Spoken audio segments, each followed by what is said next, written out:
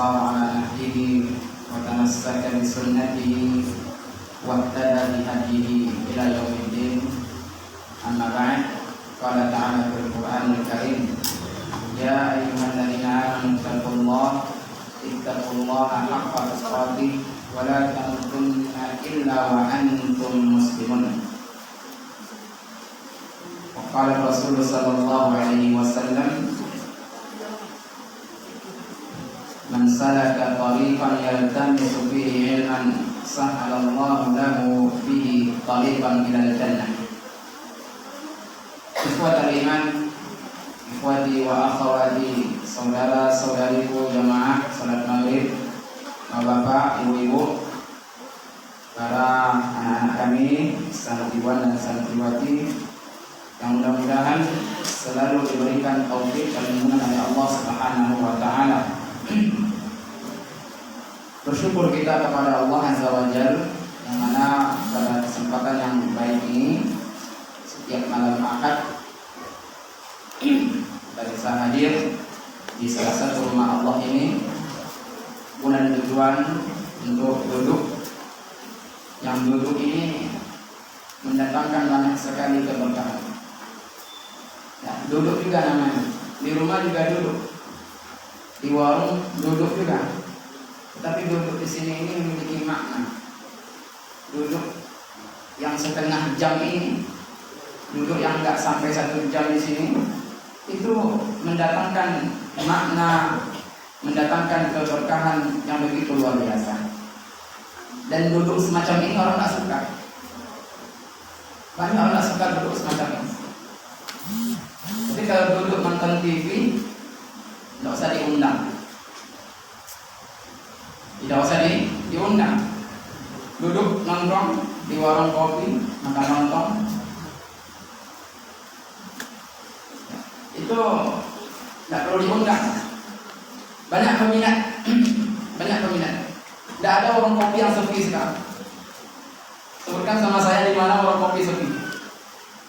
Yang ada adalah majelis ilmu yang banyak sepi. Ini termasuk banyak, dibantu oleh santri. Nah, santri paling 20. 10 warung kopi di sekitar luar semuanya penuh. Duduk juga namanya. Tetapi duduk kita di masjid ini pahalanya besar. Pahalanya besar memang. Ma jalasa qaumun fi baitin min buyutillah yatluna kitaballah wa yatadarasuna fima bainahum illa nazalat alaihimus sakinah wa ghasyiyatuhumur rahmah wa hafathumul malaikah wa dzakarahumullahu fi man indah. Tidaklah duduk suatu kaum di rumah Allah, di antara rumah-rumah Allah yang mereka mengadakan kajian di situ, majelis ilmu, halaqah zikir, mulazamah dan lain sebagainya yang berkaitan dengan ilmu, mengingat Allah, kecuali akan Allah turunkan apa? Ketenangan. Kecuali akan diberikan keberkahan, rahmat akan turun dan dipuji oleh para malaikat. Ini di antara segelintir hikmah duduk di majelis ilmu.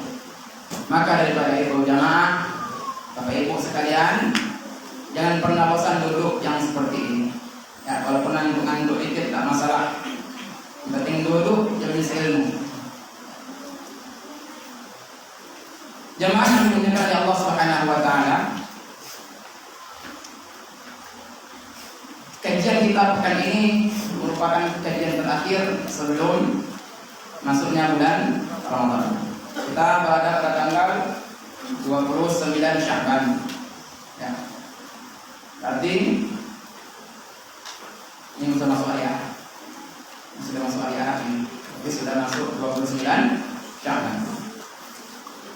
Otomatis tidak sampai 2 hari lagi kita akan memasuki bulan yang agung, Syahrullah Ramadan Al-Mubarak. Dunia ini akan dikunjungi dengan tamu yang mulia. Yang dikunjungi bukan hanya An-Nahl, bukan hanya Kampar, tetapi seluruh daerah di dunia ini, di belahan manapun di muka bumi ini akan didatangi tamu yang agung, yaitu Ramadan. Dan insyaallah setelah Ramadan akan kita lanjutkan lagi kajian seperti biasa bersama para ustaz-ustaz ataupun guru-guru kita yang sudah kita ikuti kajian mereka. Jamaah yang berbahagia, kita akan lanjutkan kajian kita tentang Kitabus Shalah. Kitab ataupun pembahasan yang berkaitan dengan salat dan jenazah. Nabi sallallahu alaihi wasallam bersabda, "Shallu kama ra'aitumuni usalli." Salatlah kalian seperti kalian menengokku salat, katanya. Salat yang kita buat, salat yang kita lakukan setiap hari itu harus mencontoh Nabi yang mulia, Nabi Muhammad sallallahu alaihi wasallam. Nabi buat, kerjakan. Nabi tak buat, tinggalkan. Dan terakhir kemarin kita sudah sampai kepada mawaqitus shalah. Mana mawaqitus shalah? Awqatus shalah. Waktun, waqtani, awqat. Awqatus shalah artinya adalah waktu-waktu salat. Ini sudah kita bahas dan kita akan ulang sebentar. Allah Subhanahu wa taala mengatakan dalam Al-Qur'an, "Innas salata kanat 'alal mu'minina kitaban mawquta."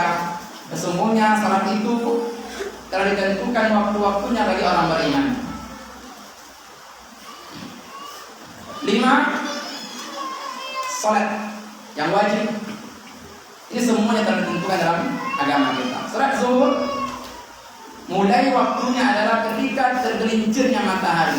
Tergelincir, condongnya matahari ke arah barat, maka itu awal waktu zuhur. Berakhir kapan? Berakhir sampai bayang-bayang suatu benda sama panjang dengan benda tersebut. Itu berakhir. Kemudian kita disunahkan untuk menyegerakan salat zuhur ini. Dalam sebuah hadis Nabi sallallahu alaihi wasallam bersabda, "Kana Nabi sallallahu alaihi wasallam yusalli adh-dhuhra idza dahidatis syams." Ay malat an wasatis sama jihatal maghrib. Nabi sallallahu alaihi wasallam salat zuhur ketika matahari itu condong tergelincir ke arah barat, Nabi salat zuhur. Artinya hadis ini menjelaskan bahwa Nabi sallallahu alaihi wasallam menyegerakan salat zuhur, tidak dilambat-lambatkan. Sekarang zuhur masuk jam 12 lewat 25. Ya, sekitar itulah ya. Berarti salat azan kemudian ada waktu sedikit qomat salat. Yang sampai salat zuhur ini jam 2. Ini berarti tidak dapat lagi sunnah yang dibuat oleh Nabi sallallahu alaihi wasallam. Kemudian andai kata cuaca sangat panas, apalagi di zaman dulu, ini disunahkan untuk diakhirkan. Kita tahu seperti apa kondisi jazirah padang pasir, hamparan padang pasir yang begitu luas, belum ada AC, pada kipas angin, panas. Dalam kondisi panas itu disunahkan untuk diakhirkan. Idza ishtaddal bardu baqqara bis shalah wa idza ishtaddal harru abrala bis shalah. Jika dingin, sejuk suasananya, segerakan salat zuhur. Tapi kalau kondisinya panas, akhirkan salat zuhur. Ya, akhirkan itu bukan berarti sampai akhir kali sehingga waktunya sempit, tidak. Tapi diakhirkan mungkin jam 2.30, mungkin agak dingin, salat di situ. Tapi kayaknya di Indonesia ini kayaknya kurang berlaku yang semacam itu. Apalagi dengan kondisi teknologi yang semakin canggih. kipas angin banyak. Nah, kipas angin banyak, kemudian pepohonan banyak. Lagi sebagian masjid sudah ber-AC. Insya Allah masjid Bapak bin Abbas kita kasih AC juga. Setuju? Kalau Bapak ingin bersedekah, kami menerima untuk penyediaan AC, sehingga kajian kita bisa lebih khusyuk. Ya, kalau Bapak yang ingin bersedekah, apalagi Ramadan ini, ya, aku satu Ustaz, aku dua Ustaz, kami terima. 3 pun tidak masalah. Kami tidak marah. Ya, itu sudah tahu. Kemudian sholat asar, kapan waktunya? Ketika berakhir waktu zuhur, berarti masuk waktu asar. Atau ketika bayang-bayang, ya, sama panjang dengan bendanya, itu awal waktu asar. Sampai kapan? Sampai ini terjadi ikhtilaf para ulama. Berakhir waktu asar ini kapan? Makanya ada waktu ikhtiar namanya. Waktu terbaik. Waktu terbaik itu adalah berakhir waktu asar ini ketika bayang-bayang suatu benda 2 kali panjang benda tersebut. Ini waktu yang paling bagus. Ya. Ada waktu al-jawaz namanya. Ada waktu terbaik. Ini ada waktu boleh. Waktu al-jawaz namanya. Sampai kapan? Selagi matahari itu belum menguning. Itu waktu yang boleh. Ada waktu ketiga, namanya waktu apa? Waktu darurat, emergency. Sampai kapan? Sampai 1 rakaat kita dapat, kemudian masuk maghrib, itu berarti tidak dihitung sebagai sholat asar. Paham? Nanti kita akan bahas itu. Nah, jadi ada 3 waktu asar. Ada waktu yang terbaik, itu ketika bayang-bayang, ya, jadi 2 kali panjang. Kemudian ada waktu yang boleh, waktu jawaz namanya, itu ketika matahari belum menguning. Kemudian yang ketiga adalah waktu darurat. Nah, ini. Jadi kita pilih yang mana? Waktu yang terbaik boleh atau yang darurat? Terbaik dong. Ya, terbaik. Waktu terbaik. Kecuali kalau umpamanya ada alasan-alasan syar'i sehingga membuat dia terlambat, tidak masalah. Jadi jangan mengira semua waktu sholat itu berakhir ketika waktu sholat yang lain sudah masuk. Tidak semacam itu. Ya, walaupun ada pendapat mengatakan seperti itu, tapi ada waktu terbaik untuk sholat tersebut. Kemudian yang berikutnya adalah waktu sholat maghrib. Waktu sholat maghrib dimulai ketika matahari tenggelam secara sempurna. Sempurna tenggelamnya masuk waktu maghrib. Kapan berakhir? Malam yagib asyafaq. Selagi belum hilang apa? Cahaya merah matahari tersebut. Ini pemandangan yang paling indah itu ketika maghrib. Ya tidak? Coba ketika azan maghrib kita tengok di luar itu merah. Langit ini merah. Itu waktu maghrib itu, Pak. Selama merah itu, langit itu selama merah itu adalah waktu maghrib. Ketika hilang waktu maghrib, ketika hilang asyafaq tadi, yang merah tadi, maka berakhir waktu maghrib. Masuk waktu isya. Ya. Kalau semua kita sekarang kan, apalagi generasi sekarang, semuanya dengan jam digital. Apalagi ada waktu sholat sepanjang masa. Kita nggak tahu ya. Jadi ini ilmu harus tahu kita. Kita nggak tahu nanti kan zaman ini nanti nggak ada lagi jam semuanya. Sholat apa? Waktu sholat nggak ada. Ini patokannya dalam mata. Waktu isya mulai ketika hilangnya asyafaq al-humrah. Cahaya merah tadi hilang, itu awal waktu isya. Sampai kapan? Nah, ini terjadi istilah para ulama. Ya. Terbagi menjadi 3. Ada waktu ikhtiar. Waktu ikhtiar itu sampai kapan? Pertengahan malam. Jam berapa itu? Lebih kurang jam 11. Itu terbaik waktu isya. Jadi jangan mengira waktu isya ini nanti aja lah jam 2.30 atau menjelang subuh. Ya, tidur dulu lah. Jadi waktu terbaik adalah sampai jam 11, lebih kurang ya. Karena kita bagi jam malam itu kan lebih kurang 11 jam. Nah, jadi jam 11 ini waktu ikhtiar, waktu terbaik. Berakhirnya waktu isya. Kemudian ada waktu jawaz, waktu yang boleh. Sampai kapan? Sepertiga malam, kurang jam 2, setengah 3. Ada waktu darurat namanya. Itu adalah kapan? Sampai waktu subuh masuk. Tahu di sini? Ya. Kemudian dalam masalah salat isya, ya, Nabi SAW itu menengok kondisi.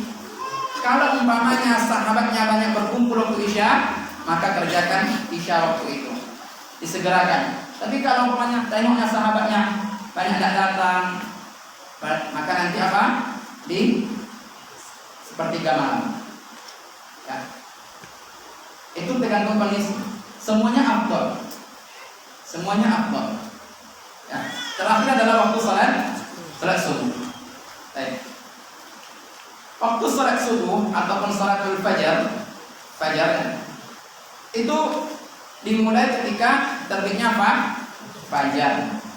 Dan fajar ini ada dua, fajar shadiq dan fajar kadhib. Ya. Fajar kadhib itu dia muncul hilang lagi gitu. Waktu subuh itu masuk ketika fajar shadiq muncul. Fajar ada semacam berwarna langit itu, atau ada warna semacam itu, ya, agak memerah, agak menguning, ya, itu fajar shadiq. Ketika itu masuk ada, maka masuk waktu subuh atau waktu fajar. Sampai kapan? Sampai terbitnya matahari. Paham ya? Dan kita disunnahkan untuk mengawalkan subuh. Jangan salah memahami. Boleh saja kita mungkin karena subuh ini kan orang tidak semuanya bangun, mungkin jarak antara azan iqamah yang 4 salat tadi mungkin 10 menit, subuh mungkin 20 menit, tidak masalah. Ya, tidak masalah. Tetapi jangan pula beranggapan 1 jam gitu. Kita mau siang baru kita mau salat subuh. Ya. Karena ada hadis mengatakan itu bercerita tentang apa? Salat subuh atau salat fajar ini dikerjakan di awal waktu. Ya, karena dalam sebuah hadis Aisyah menceritakan, ya, para wanita mereka itu ikut salat subuh di masjid bersama Nabi Sallallahu Alaihi Wasallam, dan mereka itu menutup kepala, artinya menutup tidak nampak gitu. Dan ketika keluar dari masjid, pulang ke rumah, mereka tuh saling bertemu tapi tidak tahu itu, dan tidak mengetahui satu sama lain. Ini menunjukkan apa? Masih gelap. Kalau umpamanya sekarang subuh jam 5 lewat berapa? 4, ya. Kemudian jam 6 baru selesai, itu nampak orang, ya kan? Walaupun ada lampu tak nampak. Ini Cahyo, ini hiji, ya, nampak. Tapi kalau jam 5.30 kita selesai sholat, tidak nampak. Tapi kalau lampu nggak ada, menurut ada lampu kan? Kalau lampu ada. Ini artinya adalah sholat subuh ini harus ataupun dianjurkan untuk disegerakan. Disebut dengan istilahnya apa? At-talbis, al-walas, segerakan. Baik. Itu adalah pembahasan terakhir kita pada pertemuan 2 bulan yang lalu. Itu tidak salah. Ya, masalah salat. Yang berikutnya ada poin-poin penting yang berkaitan dengan waktu salat. Yang pertama,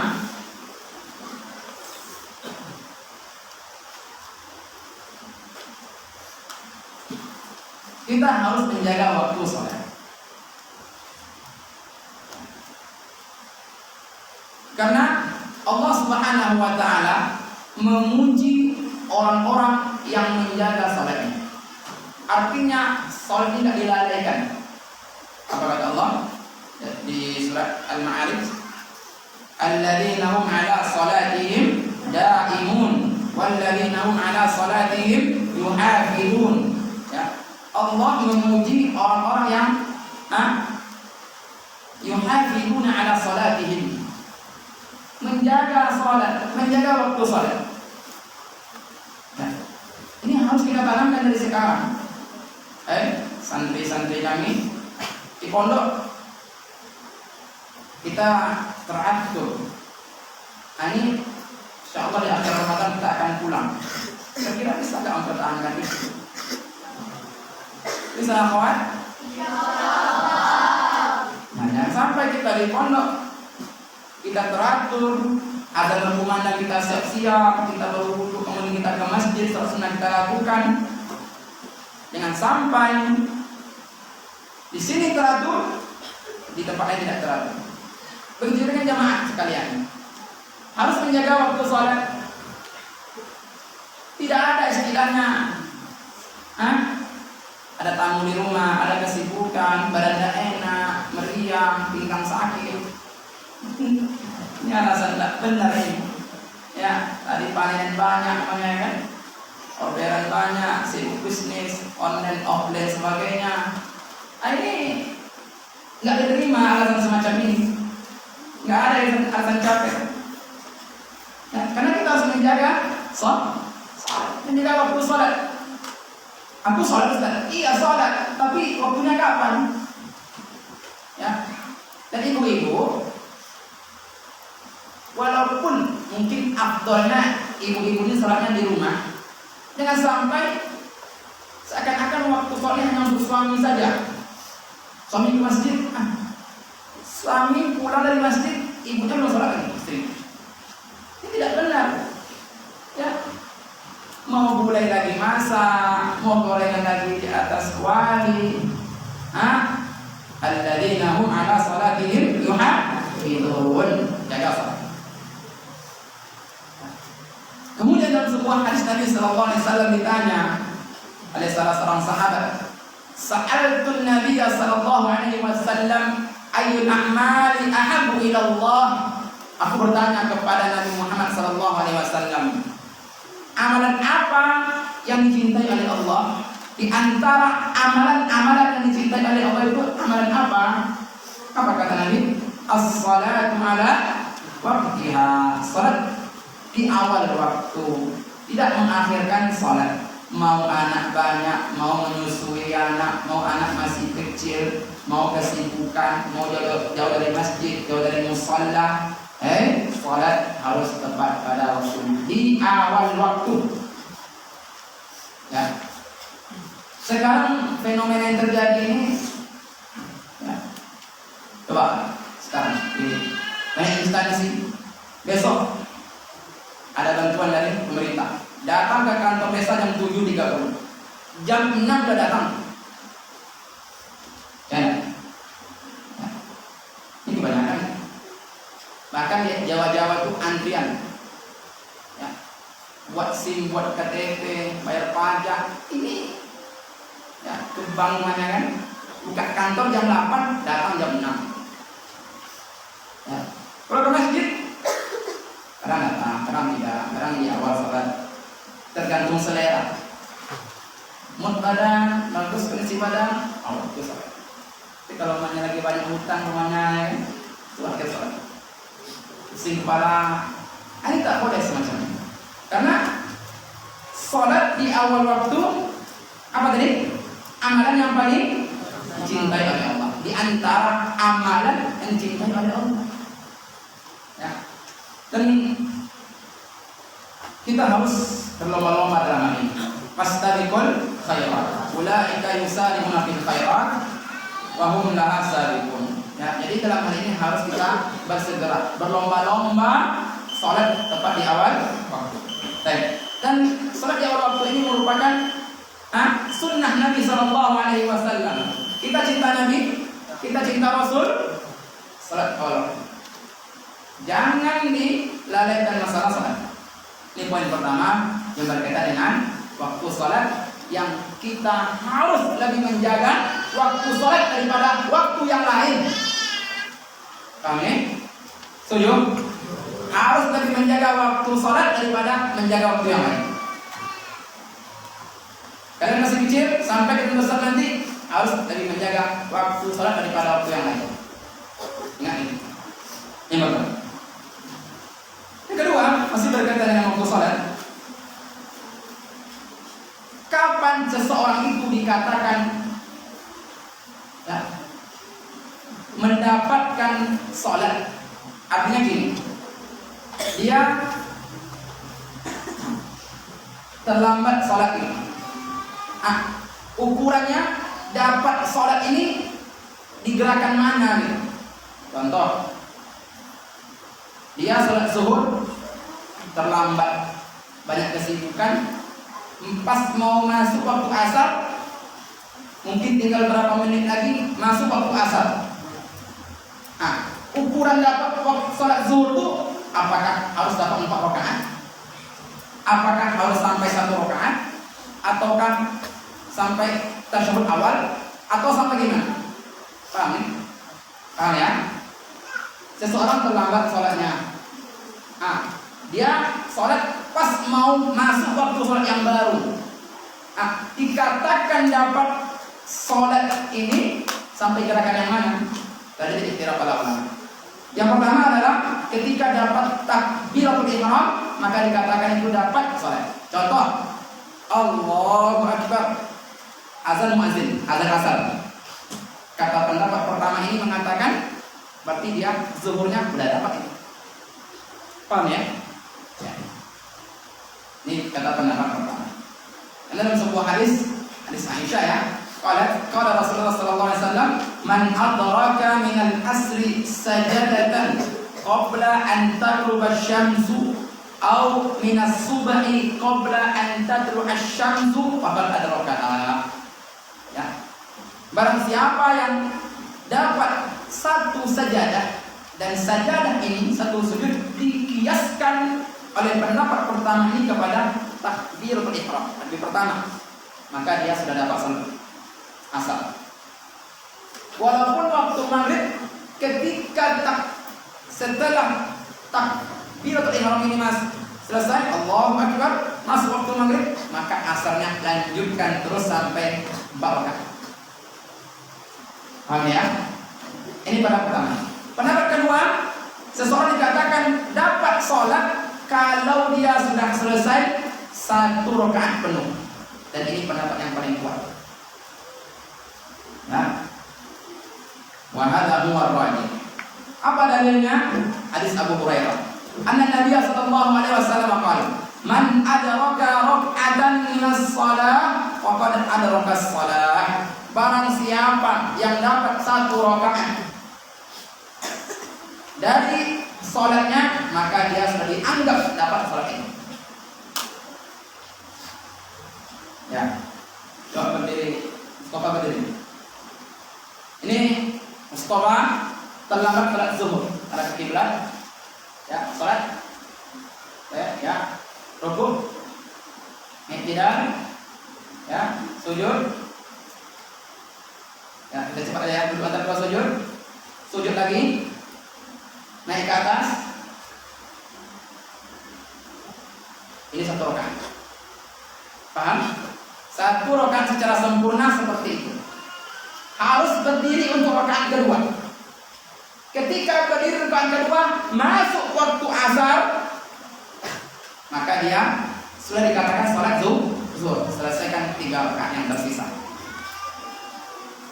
Tapi kalau umpamanya Mustafa tadi berdiri, ya, mulai sholat zuhur ya, rukuk, masuk waktu asar. Apakah sah sholatnya? Sah sholat. Harus batalkan sholat. Paham? Kapan sholatnya lagi? Kapan sholatnya? Tergantung alasannya apa. Kalau alasannya syar'i, nanti kita akan bahas masalah qada sholat, masalah mengganti sholat. Nanti kita jelaskan alasannya. Jadi kalau umpamanya dalam kondisi seperti tadi, ketika rukuk atau ketika tidak atau ketika sujud belum sempurna rakaat pertama, batalkan sholatnya. Ketika waktu sholat yang lain telah masuk. Paham ya? Paham ya pembahasannya? Kalau paham nih, ya ini penting nih, penting. Ini masalah sholat. Ya. Karena banyak kejadian semacam itu. Ada pernah. Baik. Kemudian yang berikutnya, pembahasan berikutnya, uzur apa saja seseorang itu boleh mengakhirkan sholat. Nah, apa saja uzur yang membolehkan seseorang itu mengakhirkan sholatnya, ya, atau lewat dari keluar waktunya gitu. Kan tadi kita sudah bahas waktu sholat tadi, zuhur sampai subuh sudah kita bahas. Ada kondisi-kondisi yang membolehkan kita boleh sholat di luar waktunya. Yang pertama adalah an-naum. Apa arti an-naum? Tidur. Seseorang yang tidur, contoh, ya tidur, bangun jam 7 pagi, boleh sholat? Boleh. Yang sampai udah pagi tanggung, apa tanggung ini banyak. Atau tidur zuhur, asal bangun jam 6 atau jam 7 sore pas waktu maghrib, asal belum nih, boleh dia sholat asar waktu itu jam 7 padahal asar sudah berakhir, boleh? Ya, ini alasan pertama. Atau ini adalah poin pertama yang membolehkan sholat di luar waktunya. Sholat apapun lah itu. Ya, sholat yang di luar waktu. Walaupun dia melewati 2 sholat, yang tidurnya sangat luar biasa ini. Ya, tidur. Ini tidur nih. Ba'da maghrib langsung tidur. Bangunnya jam 7 pagi besok. Ini tidur sangat khusyuk namanya. Naumun khusyuk. Ya. Ini tidur yang sangat khusyuk sehingga melewatkan sholat isya dan sholat subuh. Atau bahkan mungkin 3 sholat dia lewati. Nah, ini tidur apa mati? Berapapun sholat yang dia tinggalkan karena alasan tidur, maka boleh baginya untuk sholat ketika dia bangun 3 kali sholat dengan berurutan. Ya, isya dulu, subuh dulu, zuhur. Ya, seperti itu. Ingat urutan itu. Paham ya? Tapi jangan sampai seperti itu. Mentang-mentang ada boleh kalau ketiduran. Makanya jangan sampai subuh di terutama subuh. Ya, subuh. Tapi pondok insya Allah aman kan ya? Ya, ada ustaz yang bangunkan.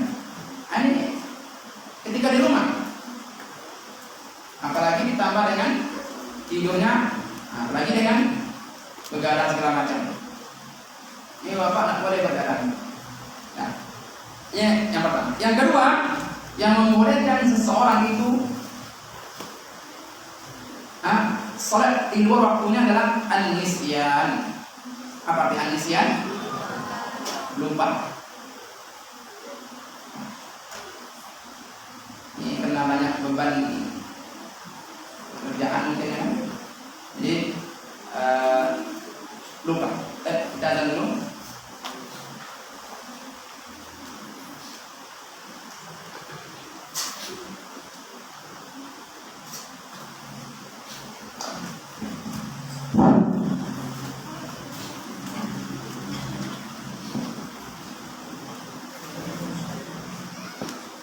Allahu Akbar,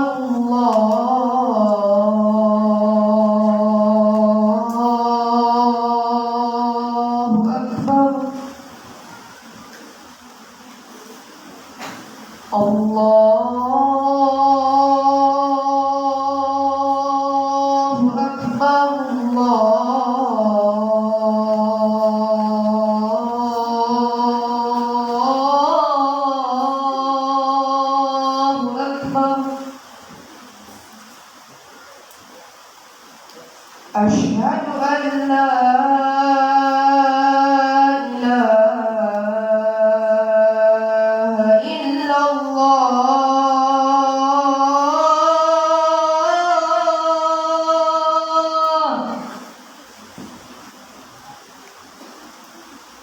أشهد أن لا إله إلا الله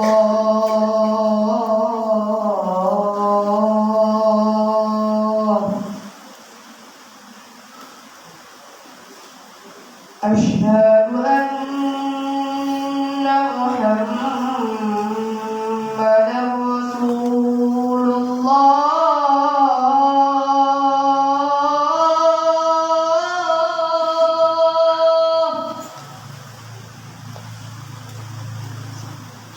أشهد أن محمدا رسول الله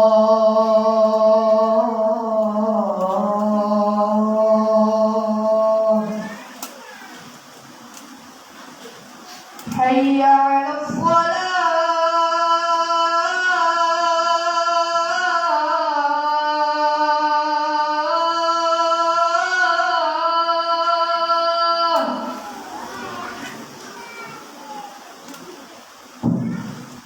حي على الصلاة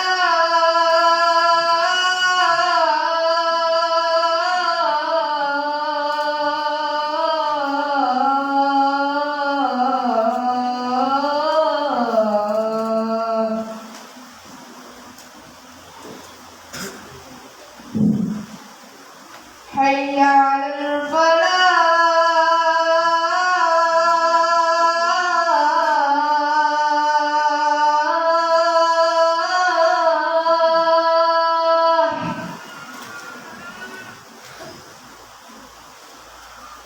حي على الفلاح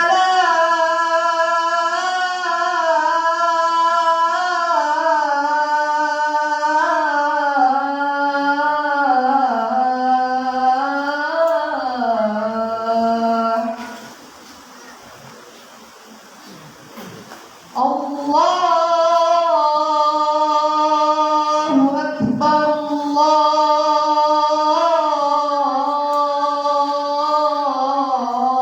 الله أكبر لا إله إلا الله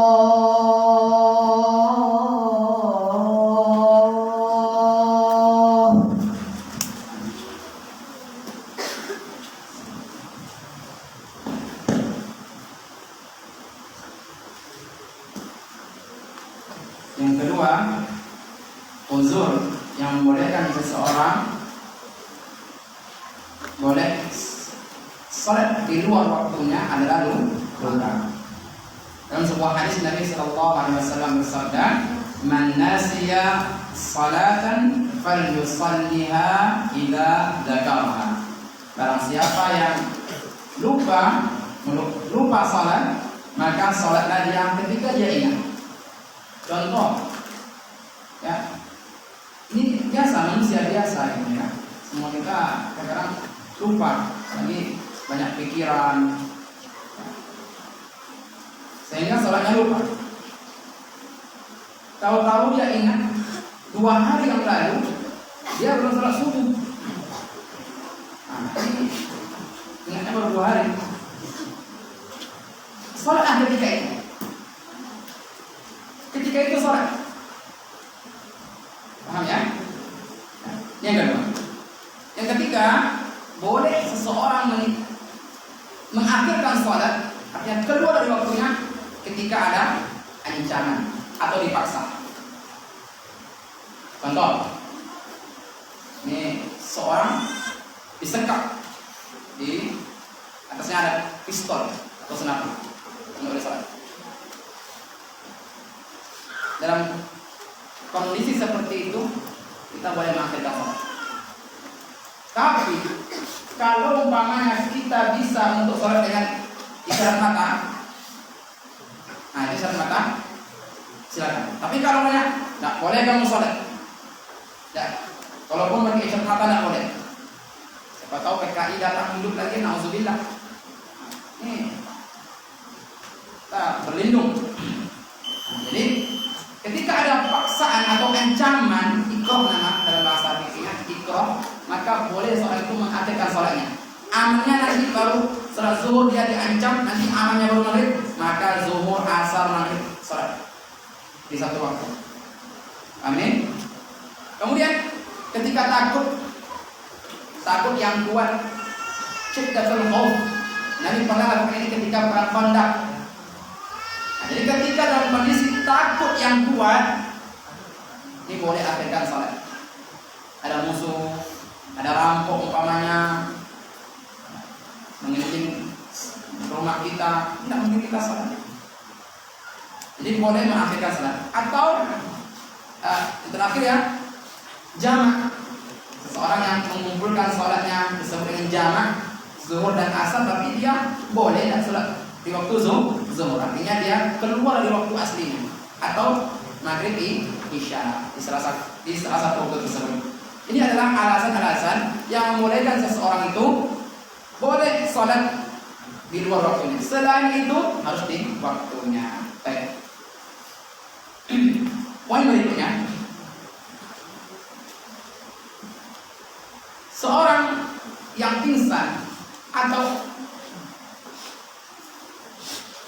anak kecil ya, yang masuk dewasa ya, atau orang yang mabuk, contoh dia mabuk kemudian dia sadar menjelang subuh,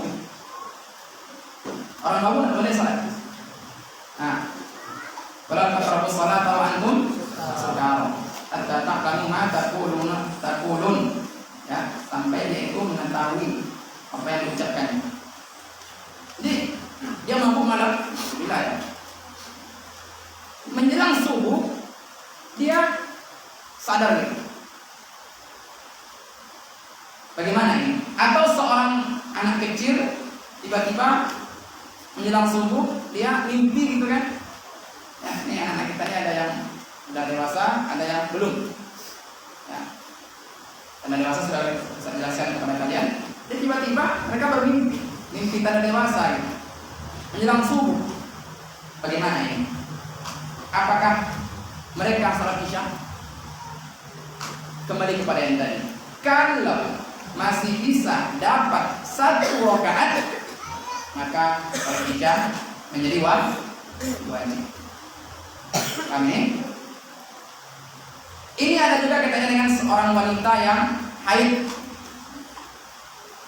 ya, haid ataupun nifas.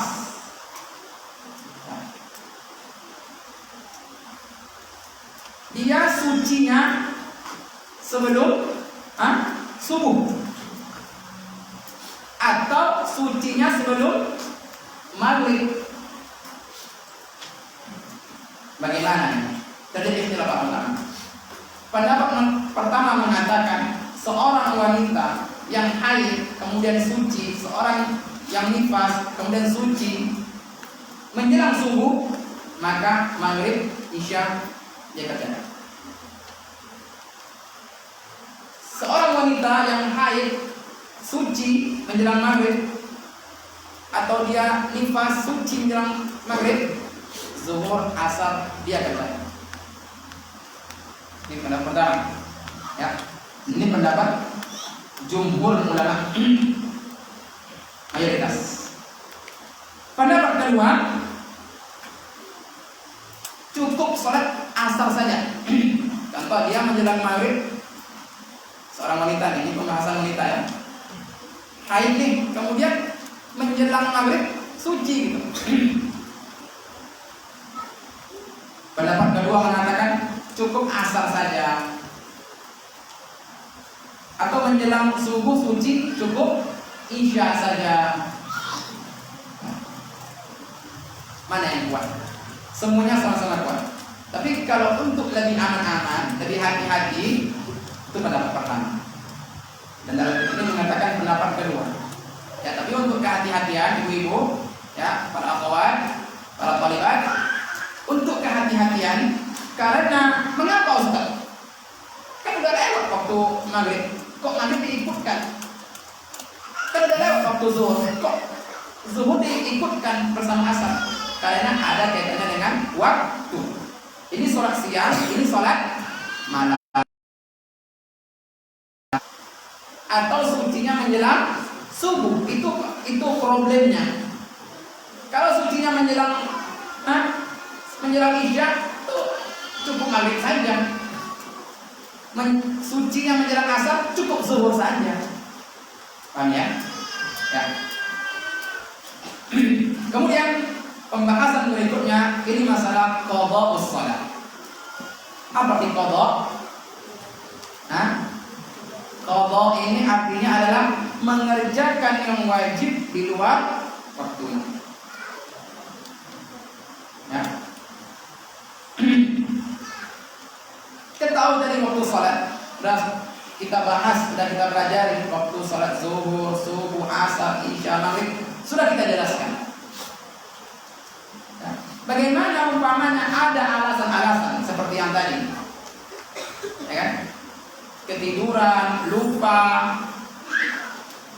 ini disebut dengan apa? Qadha. Ya. Niatnya adalah qadha'us shalah. Melakukan sholat tidak di waktunya, karena sholat itu ada namanya adaan, ada qadha'an. Adaan artinya adalah ketika itu, qadha'an luar dari waktunya. Ya. Kemudian sudah kita singgung tadi, ketika kita lupa atau mungkin ketika kita ketiduran, maka diganti secepat mungkin, jangan diundur-undur. Ketiduran sampai jam 7 pagi, bangun jam 7 pagi itu, maka sholat waktu itu. Jangan dulu, ke pasar dulu lah, belanja. Enggak pas gitu. Harus al-faur. Seperti al-faur, fauran, mubasyaratan, segera. Dan harus berurutan. 3 kali dia lupa, maka harus berurutan. Subuh dulu, ya, apa dulu? Seperti itu. Jangan yang terdekat dulu. Ya. Dia ketinggalan tadi karena dia ketiduran lewat salat asar dan zuhur. Bangunnya jam 7 malam baru bangun nih. Ya. Asar atau zuhur dulu? Zuhur dulu. Zuhur dulu baru asar. Urutannya kayak gitu. Masa urutan mundur ya? Kan maju. Ya, zuhur asar. Paham ya? Ya. Ustaz, bagaimana hukumnya? Boleh nggak seseorang mengqadha sholatnya ketika dulu bertahun-tahun tidak sholat? Dulu masih jahil, sekarang baru mengenal Allah. 20 tahun dulu hidup dengan berlumur dosa,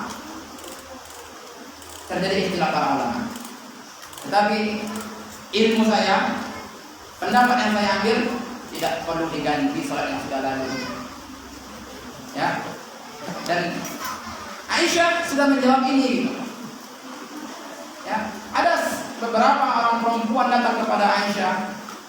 Ya. Perempuan yang haid itu disuruh untuk apa coba? Apa? Mengganti puasa dan tidak mengqadha. Orang haid, wanita haid, apakah disuruh ganti sholat? Yang nifas, apakah ganti sholat? Tidak.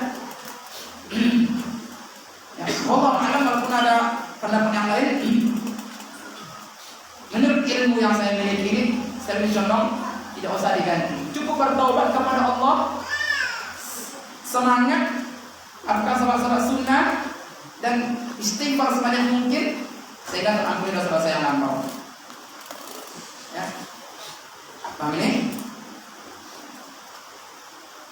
Dan itu yang dikatakan oleh apa? Sebagian ulama yang Islam Indonesia seperti itu di beberapa kitab.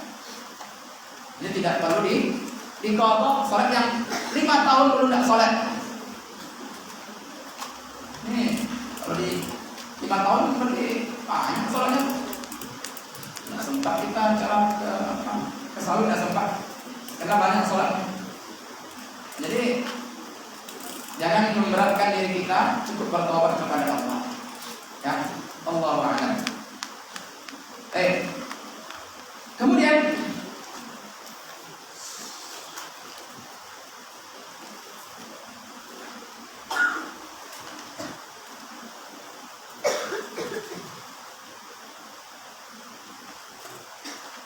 orang yang berpendapat wajib qadha yang 5 tahun tidak sholat, dia qadha, berpendapat boleh diqadha sholat itu, boleh diganti.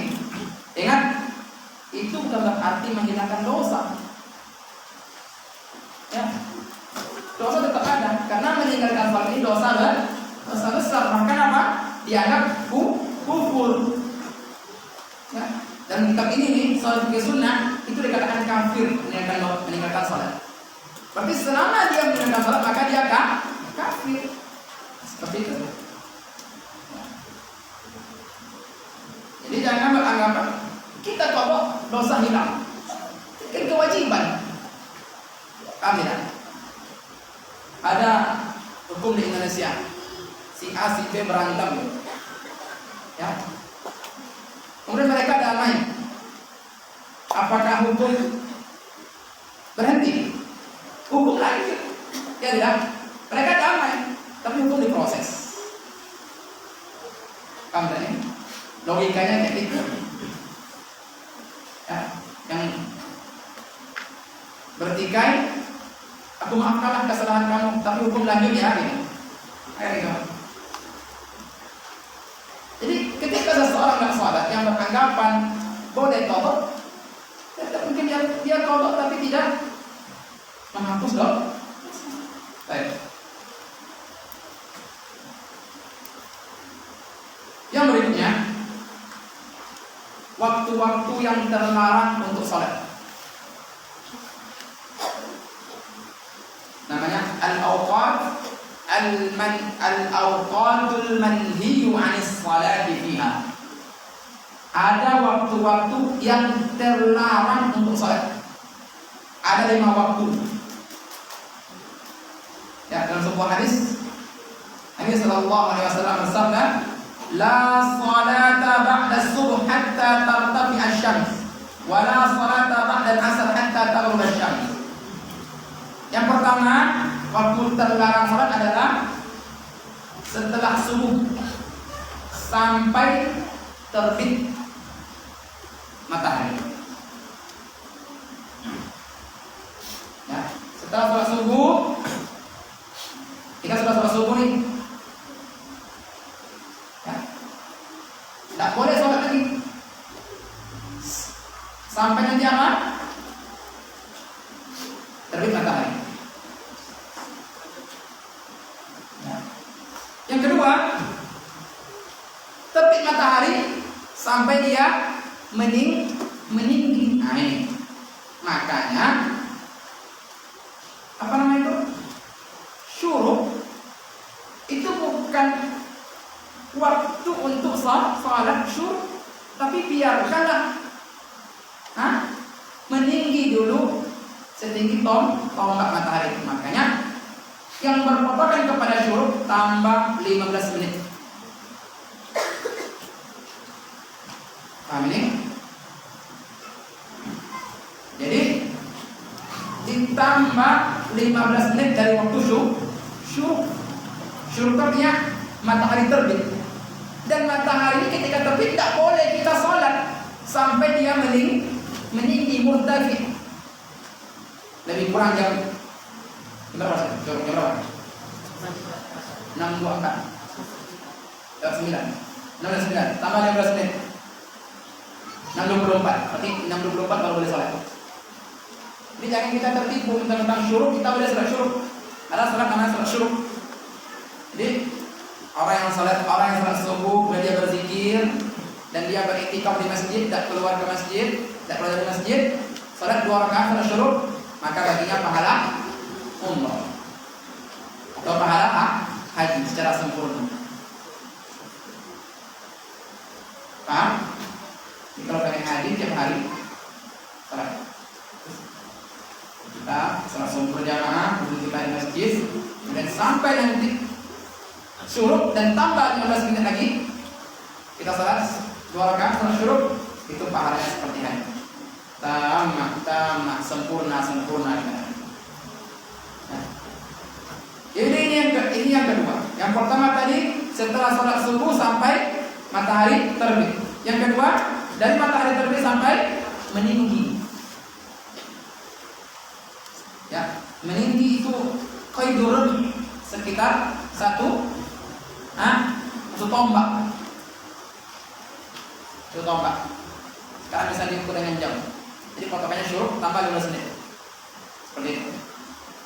Yang ketiga, ketika matahari tepat di atas kepala kita, pas di tengah-tengah, tak boleh sholat. Ya, yang sholat duha sebelum waktu ini. Ya. Kemudian yang keempat, setelah asar sampai tenggelam matahari. Pada asar tak perlu lagi sholat. Kita sudah sholat asar ini, sudah asar sudah di sholat. Ustaz, bagaimana dengan orang meninggal? Nanti pembahasan. Kemudian yang terakhir, ketika matahari tenggelam sampai sempurna tenggelam.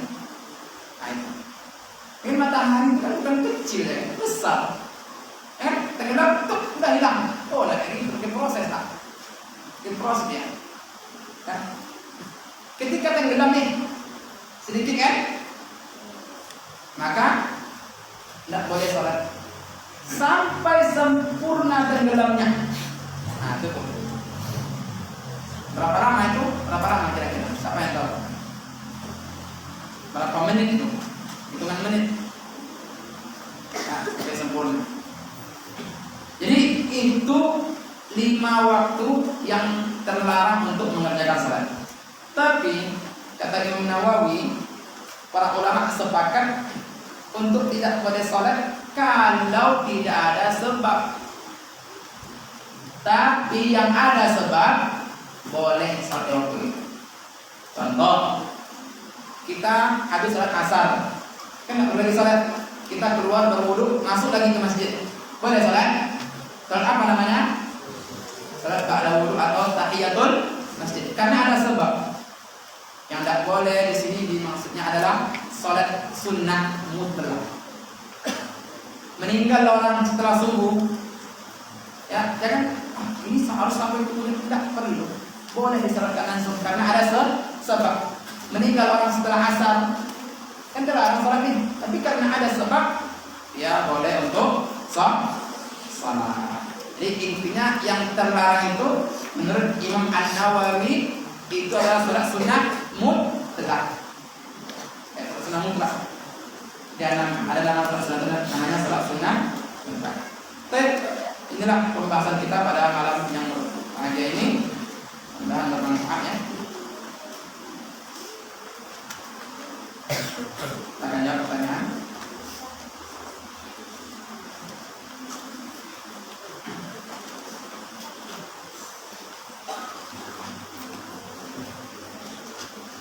Assalamualaikum Ustaz. Salam. Gini Ustaz, kita kan lagi sholat, samping kita ada kotoran cicak, terus terpijak, dan kita sadarnya setelah selesai sholat. Batal atau tidak Ustaz? Ya. Sebagian ulama mengatakan kotoran cicak ini ma'fu atau nggak ma'fu, dimaafkan. Kenapa? Karena susahnya menghindari. Betul tidak? Nah, jadi dan saya setuju nih, kotoran cicak ini ma'fu, artinya termaafkan karena susah untuk menghindari. Walaupun sebenarnya adalah najis, karena cicak adalah binatang yang tidak boleh dimakan. Ya, boleh cicak ya.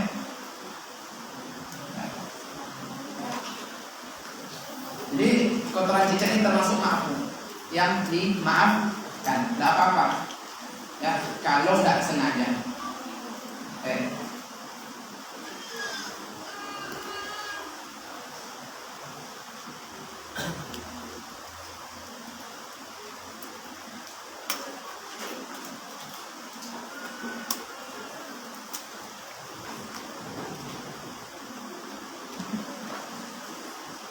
Mana yang lebih afdal Ustaz? Ketika bersafar, misalnya kendaraan atau bus yang kita naiki berangkat pada pukul 6 sore ya, dan otomatis maghrib di jalan, dan bus ini akan berhenti sekitar jam 11 malam. Maka mana yang lebih afdal? Antara sholat di awal waktu namun di kendaraan, atau di jamak maghrib di waktu isya ketika berhentinya. Baik.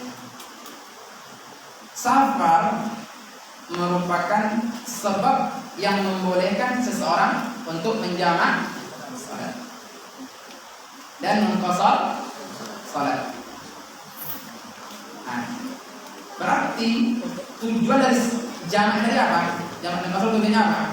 Untuk meringankan rukhsah. Bahasa usul fikihnya namanya rukhsah, keringanan. Jadi kalau kondisi seperti ini, kalau betul-betul bus itu berhenti jam 11 nanti malam, maka lebih baik diakhirkan saja sholatnya di jamak antara maghrib dan isya. Dan insya Allah bis ini berhenti ya. Bis tidak ada yang 6 jam paling lama jalan itu.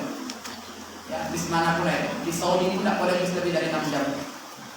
Jadi berasap-asap nanti kan. Jadi apalagi bis Indonesia. 3 jam udah ngobrol-ngobrol sampai belakang. Ya, ini ya. Gimana bisa hal bayan? Bayan. 1 jam jalan. Nah, banyak batuknya gitu ya.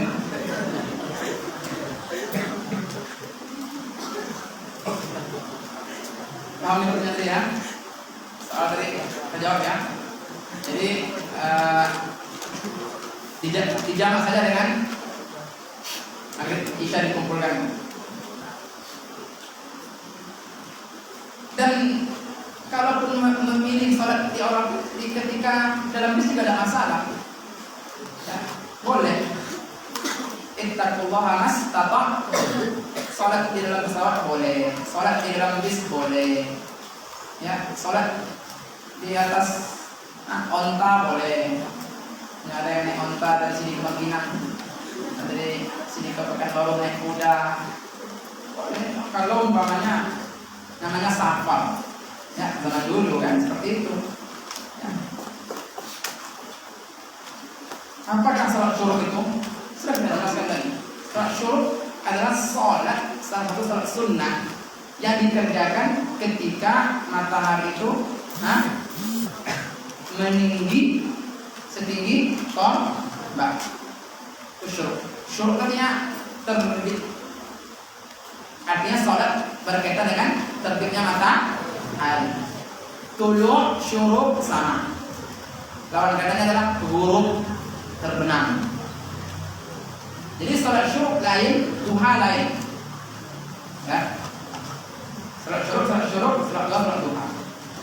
Pun ada pendapat yang mengatakan kalau sudah sholat syuruk tidak perlu sholat duha lagi. Ya. Jelas sholat syuruk ini salah satu sholat sunnah. Ya. Dan duha ini afdalnya adalah ketika matahari itu panas. Jam 9.30, jam 10 hina tarmadul fisal, ketika anak kambing mulai kepanasan. Ini afdalnya sholat duha. Nah, kalian istirahat tuh jam 9.20 itu afdal duha. Makanya di anak hari kita buat istirahat jam 9.20 supaya kalian sholat duha. Gimana? Ada pertanyaan lagi? Silakan yang bertanya. Ada? Baik, kita cukup sampai di sini. Mohon maaf atas segala kekurangan. Pada Allah saya pun berdoa kepada Allah Subhanahu wa taala.